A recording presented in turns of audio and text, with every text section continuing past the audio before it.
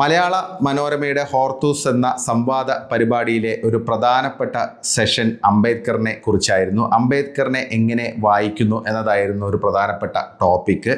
സണ്ണിയം കബിക്കാട്, അതുകൂടാതെ തന്നെ ടി.എസ്. ശ്യാംകുമാർ, ശ്രീജിത്ത് പണിക്കർ എന്നിവരായിരുന്നു പാനലിസ്റ്റുകൾ.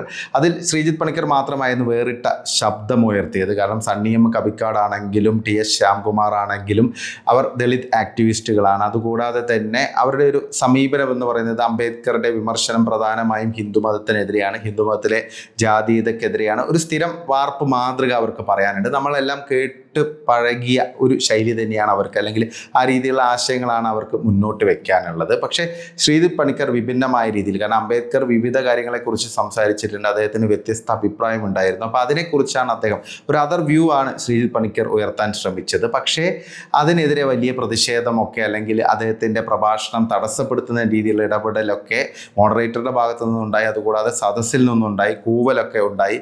അതായത് ഒരു സഹിഷ്ണുതയില്ലാത്ത ഒരു അവസ്ഥ. പൊതുവെ സഹിഷ്ണുതയെക്കുറിച്ചും ഫ്രീഡം ഓഫ് എക്സ്പ്രഷനെ കുറിച്ചൊക്കെ പറയുന്നവർ തന്നെ അസഹിഷ്ണുത കാണിക്കുന്നതാണ് നമ്മൾ ആ ഒരു വീഡിയോയിൽ നിന്ന് മനസ്സിലാക്കാൻ സാധിക്കുന്നത്.